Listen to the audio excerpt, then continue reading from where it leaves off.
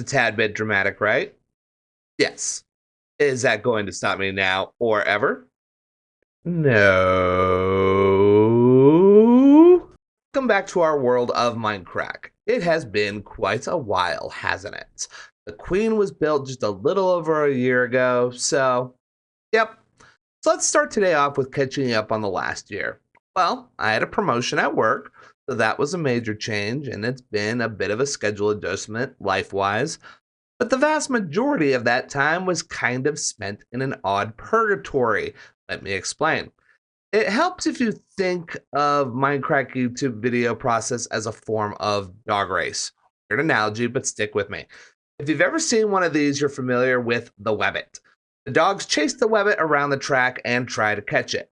Well, think of Minecraft itself as the Webbit in this situation. And trailing behind that Webbit are 5 racing dogs. Now, those dogs are this world itself, the replay mod that does the fancy camera stuffs, the Iris Sodium mod is what gives us the shaders, the free cam mod, which I've been using recently for large builds. It kind of acts as a third-person camera, really useful for getting exterior views without having to need to fly away repeatedly and come back just to look at a build. And lastly, the resource pack that I use that gives the blocks and entities of this world their very unique look, and I've really come to enjoy it. So Minecraft, the Webbit, is constantly growing, doing updates and releases throughout the year, and most recently releasing the Pale Garden update 121.4. More on that in the near future. So to produce a Minecraft video, the other dogs in the race all need to be either at or past where my world is at. If I update the world past the point the mods are, then the mods won't work, and the world is very grumpy. Well, that happened this year, and it was a fairly big update and a fairly big mistake. So I was at a point where I couldn't produce videos for a several month period. But that time is over, and we are back. For the last few months, I have been preparing and resource gathering for both this and the next episode, which hopefully will release very, very soon. I am editing both of these together, so it makes sense in my brain. I make no promises. And for today's episode, what I want to do is go around a few of our previous build locations and do some quality of life updates. So for example, for the village, these wonderful little dirt paths, these don't exist in vanilla Minecraft. Figured I'd go around and replace all the village paths with brick. It adds a much more refined look, if that's what the good word for it. So grab some popcorn, kick up your feet, because we're going to have a nice chilled time of just touring around, and I'll fill you in on what changes have been made as we get there. So our first stop here is the Piglin Tower, and here we have made several changes, and the first one I did stemmed from an observation. When I was AFKing here alone, I noticed quite a few magma cubes were also spawning on the platforms, which was fine initially, but the realization soon dawned on me that it was starting to mess with the spawning toward the mob cap, which then reduced the gold rate of the farm itself. So initially, I had knocked off a bit of each platform so the cubes could jump down below and they'd die on some sweet berry bushes I had planted. So I had the thought, what if we used those magma cubes instead? Frogs have the ability to eat small slimes or small magma cubes and produce a light source I've never used before, frog lights. So down here is a very small time froglight farm. Magma cubes home in on the iron golems on the edge of each platform. Cubes think they can reach them. All down below, the big ones start breaking apart on the snow blocks, and when they're small enough, the frogs will eat them and turn them into frog poop. Froglights. This farm is actually very productive considering its size, and the froglights themselves, pretty cool in my opinion. So next we are gutting out the old gold storage system and configuring it into a filter system that will now hold those frog lights and also all of the important things one can obtain from a piglin trading farm, such as blackstone and gravel. Now, what do I need piglin trading storage for? And on to the main event. With the brand new crafter block in mind, we can take nuggets that the gold farm is naturally producing and run it through a little bit of redstone sorcery to make gold ingots. Well, piglins use those ingots to trade for a randomly traded item, such as blackstone or gravel. So in effect, the piglin tower is now a completely self-sustaining piglin training farm, and I absolutely love it.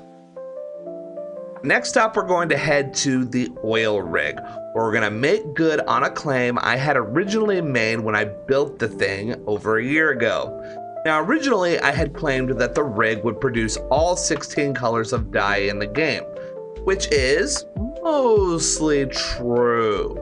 But as is, it doesn't actually produce the dye directly, but rather all of the ingredients that can be turned into all 16 colors of dye. Well, today, we changed that.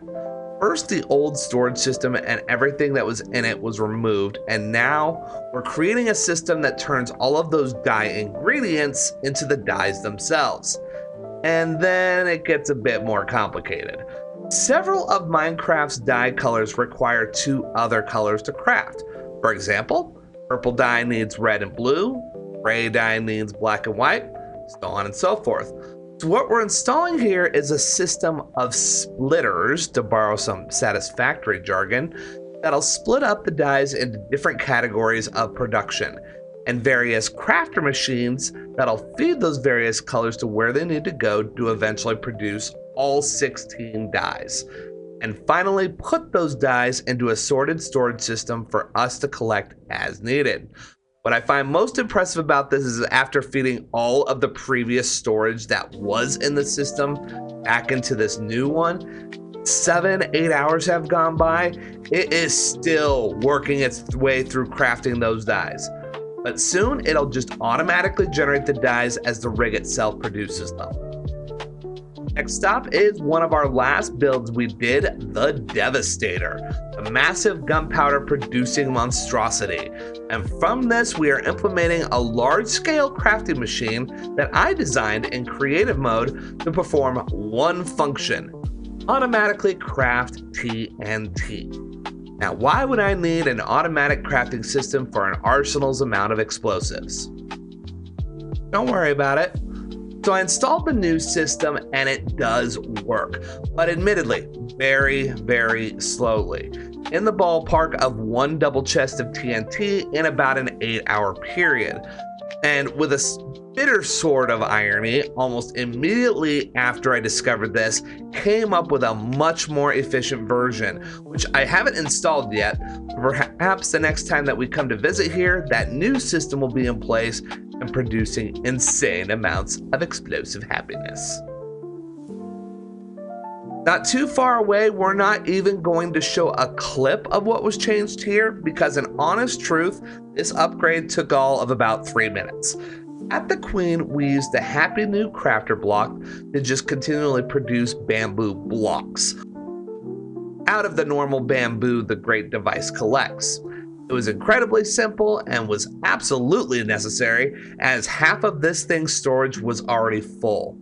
Now that that's in place, we'll definitely be unleashing the Queen once more, the great infinite wood source.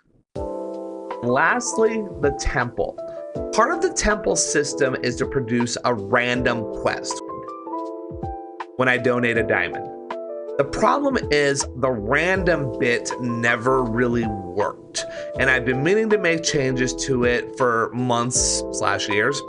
Currently, the quests are in the system and are organized in a certain order.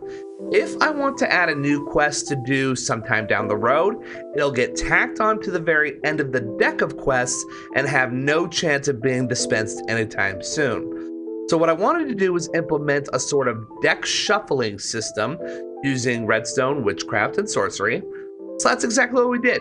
We made a complete system hooked up to a single button that'll take all of the existing quests, or any that have just been added, shuffle them all together through 3 levels of randomization and reorganize them randomly and return them to the quest dispenser, ready to dispense a truly random quest the next time we put a diamond in. Look for more on that in the future as well. Thus concludes our journey today of all the various upgrades I've been working on these last few months. Now, if I was a proper good YouTuber, this would be the point where I'd tell you to like this video and subscribe.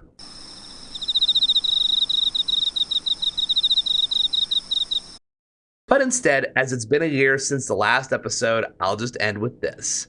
You better buckle up, Buttercup, because we're back, and the fun insanity has just begun.